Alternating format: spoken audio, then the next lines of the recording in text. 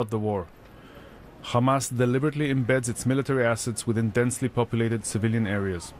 Hamas acted and continues to act in the vicinity of or beneath cultural heritage sites, exploiting protected infrastructure and endangering civilian lives as part of its systematic use of human shields.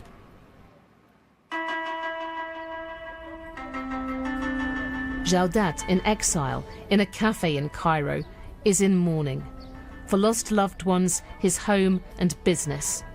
But he tells me he mourns too for the loss of Gaza's history, because, he says, that is irreplaceable. Because this is the evidence of our existence. If they destroy my factory, it's not a big issue. I can go to Germany or to Britain and import new machines, new factory, and rebuild it again. But how shall I find amphora or find gold coin or Roman coin or Gaza coin again? How can I find it? This is the problem. Destruction of the history, very hard to rebuild it. This episode of Assignment was presented by me, Yolande Nell. The producer was Alex Last. That was Assignment from the BBC. I'm Saroja Coelho, and this is CBC Radio 1. Have a great day. Good morning, Manitoba, and hello, Winnipeg. I'm Marcy Marcusa. This is Information Radio, and we're live in our CBC studios on 89.3 FM, 990 AM, on that app and on YouTube. Today in Winnipeg, increasing clouds, 60% chance of showers late this morning, and it could be wet this afternoon as well. Risk of a thunderstorm and very windy. Winds south 30 to 50 and a high of 24 degrees. So that's what we're looking for Winnipeg. Brandon, also expecting few showers or storms this afternoon. Your high is going to be around 23 degrees. And finally up in Thompson, sun and cloud, 30% chance you'll see some showers for you. And clearing this afternoon, though, and a high of 24 up in Thompson. Let's say good morning to the team at the morning show. We're on air till 8:37 with you, and we'll get you caught up on traffic. You'll call Corey Funk for that, 788-3093. Corey also directs the show. And good morning, Mr. Abby Adeyemi, who is our senior technician on the program. Hi, Abby. Abby will be covering the weather forecasts. And good morning to Brad Lillies, who is also in this morning, our producer on our YouTube stream if you're watching the show there. Well, speaking of things in northern Manitoba, let's go to morning headlines now with Heather Wells. Good morning. Well, today in Alberta, the Prime Minister is going to announce the first batch of what he calls those nation-building projects, major energy and infrastructure initiatives he says will spur economic growth and create jobs. CBC News has learned part of the next wave for consideration would be upgrades to the Port of Churchill in Manitoba, so that the upgrades to Churchill's port not included, we have learned, in this first batch of projects to be considered. The province isn't saying what it will do if licensed moose hunters are turned back at a check stop set up by Bloodvein First Nation. Officials there plan to turn away non-Indigenous hunters when moose hunting season opens on Monday. Chris Heald at the Manitoba Wildlife Federation argues Crown land should be accessible to all Manitobans. I'll be back with more Manitoba News at 6:30. All right. Thank you very much, Heather. Thank you. Heather's with us, of course, throughout the morning. On the show today, in the first hour of the show, in addition to the stories Heather mentioned, which we'll have a bit more on some of those, we are looking into a study at what leading factors are for immigrants to stay in this country. So there's a new study out. It finds belonging and optimism are, in fact, key. So stay tuned for that and more. Right now, though, it's time for a World Report. Let's catch up with that at 6. Today on Q. Walk until there's only one of you left. Natalia Schlenger in for Tom Power. For decades, Stephen King fans have been clamoring for a movie version of his novella, The Long Walk. You'll hear from director Francis Lawrence about bringing that iconic story to the screen and finding strange hope in a pretty bleak tale.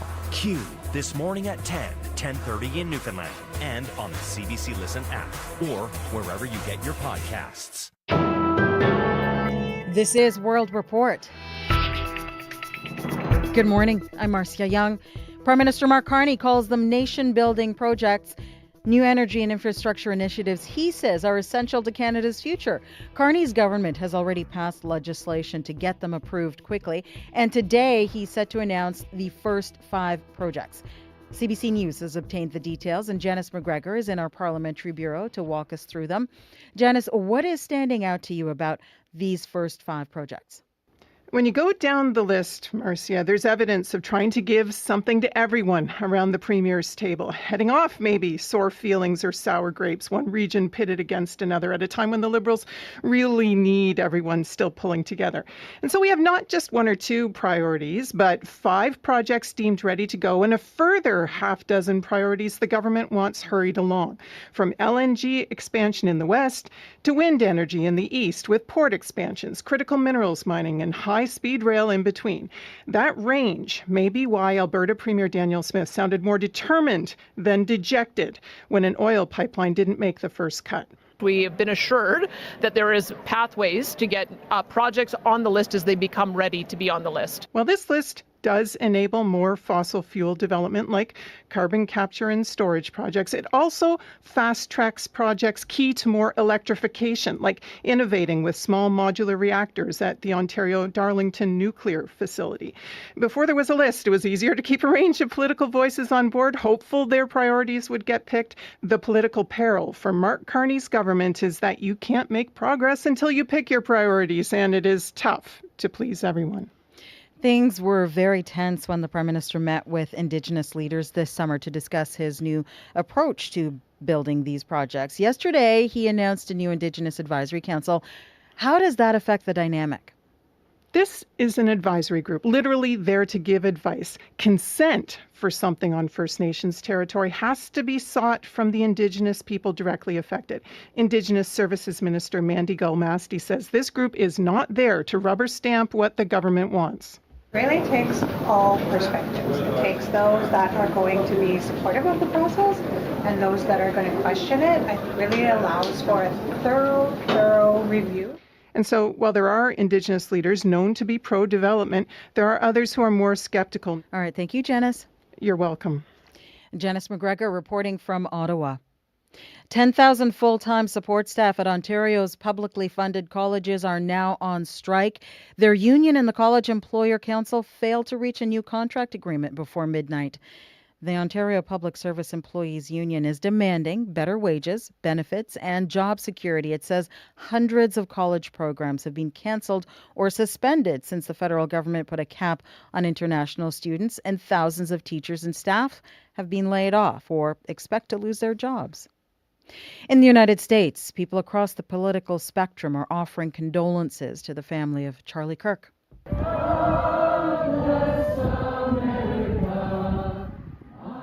Mourners sing at a vigil overnight in Arizona. The conservative activist and influential ally of Donald Trump was shot and killed yesterday at a university rally. Now police in Orem, Utah are going door to door searching for the shooter.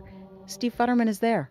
Authorities here are looking for a killer. It's a massive search involving state, federal, and local jurisdictions. Bo Mason is with the Utah Department of Public Safety. We're working in unison with the county sheriff's office, the local police department, and the university police department. For a while yesterday, law enforcement officials thought they might have the gunman. But after intense questioning, the person was released. I want to be very clear that this is a political assassination. Utah Governor Spencer Cox at one point spoke directly to the person or persons responsible. To whoever did this, we will find you. We will try you. The city is still trying to come to grips with what took place here. This woman was an eyewitness. And I thought, no, that nobody's shooting firecrackers, right? This is the middle of the day. Last night, many were making a pilgrimage of sorts to the school, including this man. It's shocking, to be honest. I would not have expected this at all. All classes have been canceled for at least the next few days. President Trump has ordered flags to fly at half-mast. On social media, he paid tribute to Kirk, who over the last decade built up a powerful network of conservative youth. He fought for liberty, democracy, justice, and the American people. One of law enforcement's biggest concerns now is the possibility that someone might seek revenge or payback for Kirk's death, even though at the moment we don't know the motive. Steve Futterman for CBC News, Orem, Utah. Officials in Seoul say more than 300 South Korean workers have been released from detention in Georgia, and they're expected to arrive home tomorrow. They were arrested during an immigration raid on a Hyundai plant last week. The incident has strained relations between Washington and Seoul. And South Korea's president is warning this incident will undermine future investment in the U.S. Michelle Song reports. A video released by ICE showing a majority of South Korean workers shackled in front of a Hyundai EV battery plant in Georgia sent shockwaves across Korea. ICE says it arrested illegal aliens, but Charles Cook, a lawyer representing two of the detainees, says his clients were wrongfully arrested. But these two individuals were in the United States from Korea under what's called a visa waiver, which is basically a visitor visa for business. Cook's clients described the horrible conditions of the detention center. These are dormitory-style beds for relatively low-level federal detainees, and they still don't get good food. Sanitation is out in the open. The plant is one of the largest economic development projects for the state, and South Korea's president committed a $350 billion investment in the U.S. if the White House were to lower tariffs on its exports. Professor Robert Suro teaches public policy and journalism at the University of Southern California. The president has made such a big deal of demanding and blackmailing countries into investing in manufacturing in the U.S., but it's not doing the essential regulatory work of facilitating skilled workers from those companies to come and set up plants. President Donald Trump said on Sunday his relationship with the longtime ally remains stable, but he called on foreign companies to follow immigration laws and hire American workers. Michelle Song, CBC News, Toronto. Residents who evacuated Fort Providence in the Northwest Territories can begin returning home today. A